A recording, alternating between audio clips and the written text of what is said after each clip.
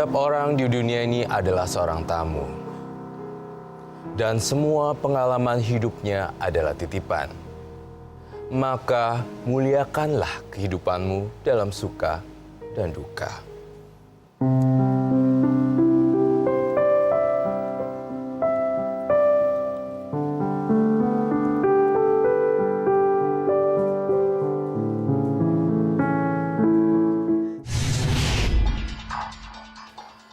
Teruslah menanam dan melakukan perbuatan baik.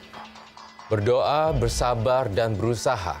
Karena setiap kehidupan memiliki warna yang penuh misteri. Gimana Tara untuk hari ini? Hari ini tamunya apa nih Roy? Ya, jadi ada bayangan apakah secara psikologi gimana, seperti apa untuk menangani orang-orang yang dalam duka seperti itu, ada tips gak sih secara khusus biasanya? Tips yang ringan. Ya sebetulnya sih yang paling ringan ya. Setiap orang itu perlu belajar menstabilkan emosi.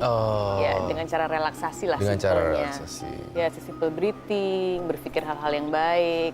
Karena kan kita nggak bisa menolak ya kalau tiba-tiba musibah itu datang, kejadian buruk itu datang gitu. Oh gitu, dengan cara relaksasi. Dan apabila nih terjadi satu orang klien mengalami kehidupan rumah tangga yang sangat hancur dan bertubi-tubi, itu juga sangat berat ya artinya? Betul, karena kehidupan rumah tangga artinya setiap hari dia akan bertemu dengan pasangannya. Dan kalau masalah itu ada terus-menerus kan kehidupannya bisa jadi terganggu ya. Artinya setiap pulang ke rumah harus bertemu tapi juga pada akhirnya jadi konflik. Itu pasti nggak enak sekali rasanya.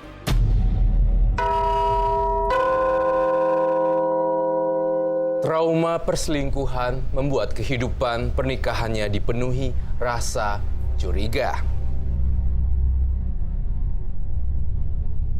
Saya Sofi, 44 tahun. Saya merasakan trauma yang begitu dalam karena kekerasan dan perselingkuhan yang dilakukan mantan suami. Bagaimana saya harus menghilangkan rasa trauma itu? Oh, halo. Ya, selamat malam. Apa kabar? Baik. Selamat datang. Silakan duduk. Saya melihat pertama kali ya, melihat bisa disebutkan namanya? Sofi. Sofi. Ibu Sofi. Ibu Sofi. Sofi. Pertama saya rasakan ketika saya berjabat tangan dengan Sofi, saya merasa bahwa adanya tekanan-tekanan dari bisa dibilang rumah tangga yang berantakan dan rasa luka batin yang selalu apa ya, yang saya rasakan di sini amburadul. Disakiti, dihina, dizolimin, dicaci maki, dikatain segala macam perkataan-perkataan kasar adalah hal yang biasa. Itu yang saya rasakan pada saat saya berjabat tangan sama Ibu Sofi. Kemudian ya Tara, saya merasakan sesuatu yang berbeda. Ibu Sofi juga orang yang sebenarnya nggak oke, tapi dioke-okein gitu loh. Karena ada satu perjuangan yang mungkin Ibu Sofi yang harus dipertahankan. Tapi saya rasa Ibu Sofi ini, saya merasakan energinya dia juga diminati oleh beberapa orang sebenarnya.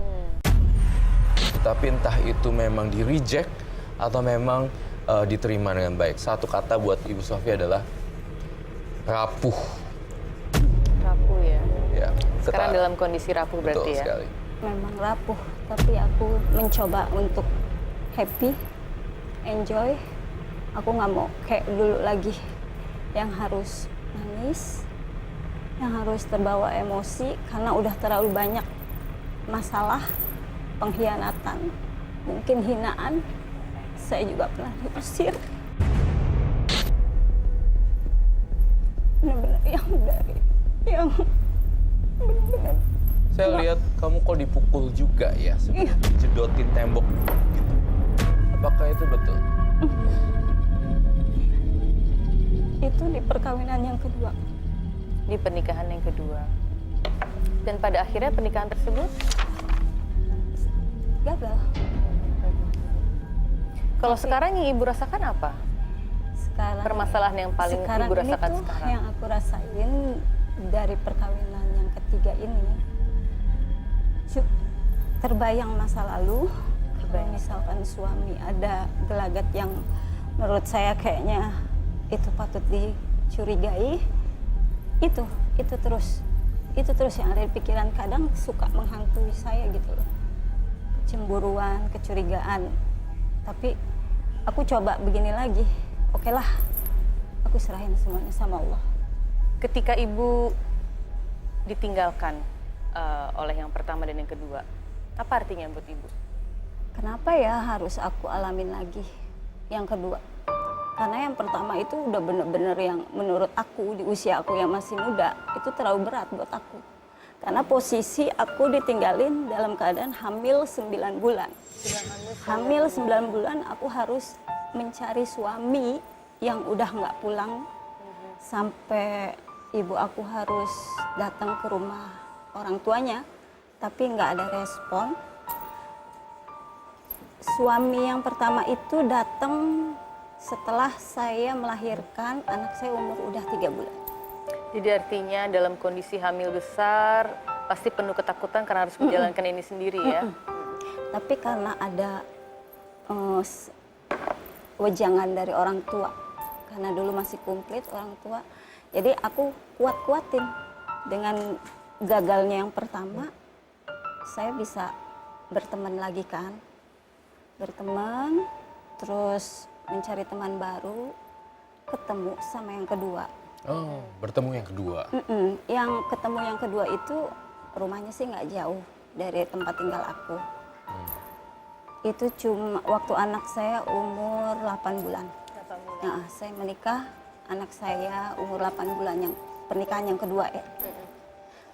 Pernikahan yang kedua baik sampai yang ke-13, mulai ke-14 udah mulai ada. Pertama itu kan teman bisnis. 14? Maksudnya 14 tahun. Okay.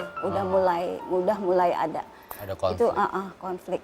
Itu mantan suami yang kedua itu punya hubungan sama teman bisnis. Oh. Jadi ada perselingkuhan di sini ya? Perselingkuhan. Dan itu lebih menyakitkan lagi. Konflik rumah tangga saya yang kedua tuh benar-benar menyakitkan lagi, benar-benar nyakitin. Setiap Jumat dia nggak pulang hari Senin dengan kemeja yang beda, celana yang beda. Dan itu berlangsung selama berapa lama? Setahun konfliknya. Setahun konflik. Di situ ada KDRT. KDRT yang saya bilang tadi dijidotin palanya. Dipukul sini, pukul sini. Dan itu batin saya tuh bener-bener yang udah kesiksa. Setiap buka laptop, kalau dia nggak pergi hari Sabtu, saya buka laptop, bukan foto saya. Bukan foto saya dan anak saya, walaupun itu bukan anak kandung ya. Iya ya. Tapi perempuan itu. Jika saya diperbolehkan ya Tara ya, apakah Ibu Sofi membawa barang-barang yang bisa saya lihat dan saya terawang? Foto mantan suami yang kedua sama suami yang sekarang. Oh, boleh saya lihat? Boleh dibawa? Ada.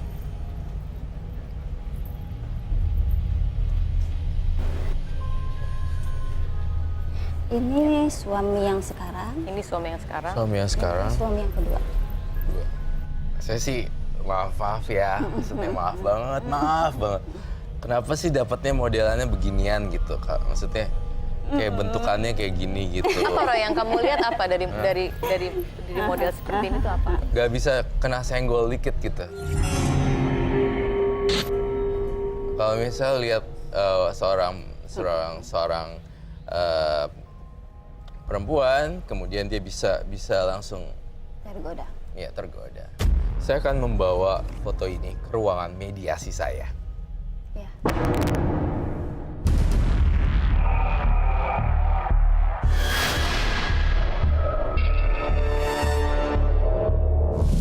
Mari silakan Ibu Sofi.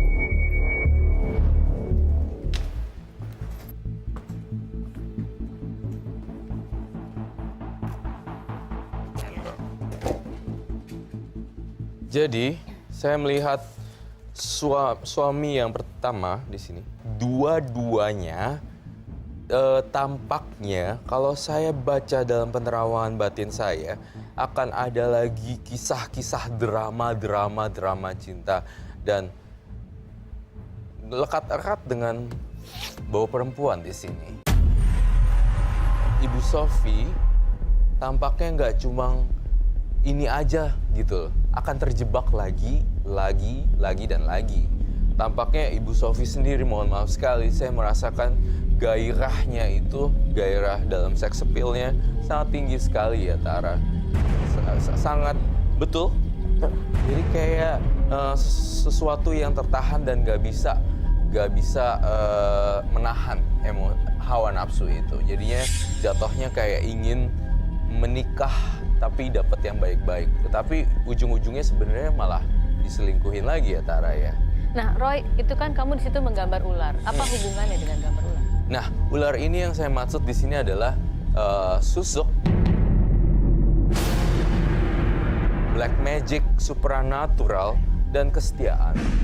Saya menggambarkan hewan ular sebenarnya adalah simbol dari Ibu Sofi sendiri. Sebenarnya bukan Ibu Sofi ular, bukan. Tetapi saya melihat kehidupan kamu penuh dengan linkak-likuk kehidupan yang tidak pasti.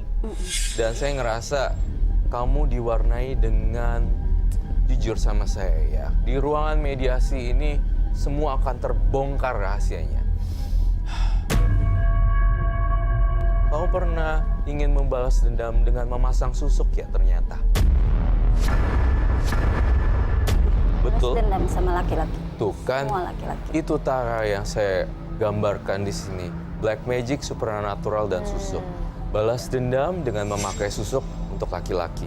Terhadap mantan Semua suami. laki-laki. Terhadap semua laki-laki. Kita kan sudah dewasa ya.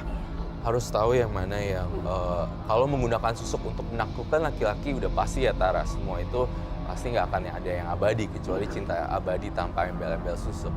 Seperti itu. Itu kesalahan fatal kamu di sini. Dan kemudian kesetiaan. Saya merasa kesetiaan baik dari Ibu Sofi maupun laki-laki yang naksir sama kamu itu sangat diragukan. Roy ngelihat susuknya Ibu Sofi itu ada di bagian, mohon maaf ya, di sini, di dahi, kemudian di bagian dagu. Apakah itu betul? Dipasang melalui situ ya? Itu yang saya rasakan. Dan saya merasa apabila susuk ini terus mengendap, saya yakin kamu akan ketemu laki-laki hidung belang lagi, hidung belang lagi, hidung belang lagi. Artinya masalah tidak akan pernah selesai. Betul sekali Tara. Karena jalan satu-satunya bukan susuk, tapi benar-benar cinta sejati. Itu yang saya rasakan dari Ibu Sofi. Kalau dari pendapat Tara bagaimana untuk menanggapi keinginan untuk bolak-balik, bukan bolak-balik kawin ya, keinginan untuk punya pasangan hasrat yang ini bagaimana untuk menstopkan kalau dari versi Tara? Karena kan kalau kita lihat dari masalah Ibu Sofi, tentu diselingkuhi, menerima perlakuan yang KDRT, itu kan sesuatu yang sangat menyakitkan. Dan seringkali secara psikologis perempuan itu jadi merasa bahwa, oh saya kurang apa? Apakah mungkin saya kurang baik? Mungkin saya kurang cantik? Mungkin saya kurang menjadi istri yang seperti yang suami saya inginkan, saya belum menjadi sempurna sebagai perempuan, dan seringkali itu akan menjatuhkan rasa percaya diri perempuan, gitu. Dan ketika rasa percaya diri itu udah jatuh ke titik yang nol, maka seringkali jadinya mungkin jadi memakai cara-cara yang seharusnya tidak baik. Artinya harusnya rasa percaya diri sebagai perempuan, sebagai istri yang baik, itu yang nantinya harus ditingkatkan, terlepas daripada menggunakan susuk. Tuh, seperti itu. Rasa percaya diri yang dibangkitkan daripada susuk seperti itu. Itu si Tara sebenarnya. Dari gambar ular ini menyimbolkan Ibu Sofi banget. Harusnya memang benar ya, seperti kata Kak Tara bilang, jangan menggunakan susuk dan lebih percaya diri. Nah, saya juga melihat nih Tara, bahwa Ibu Sofi sebenarnya pernah melakukan selingkuh juga ternyata. Betul? Dulu yang perkawinan yang kedua. Nah itu dia pernah melakukan selingkuh di perkawinan yang kedua. Karena balas dendam. Karena balas dendam.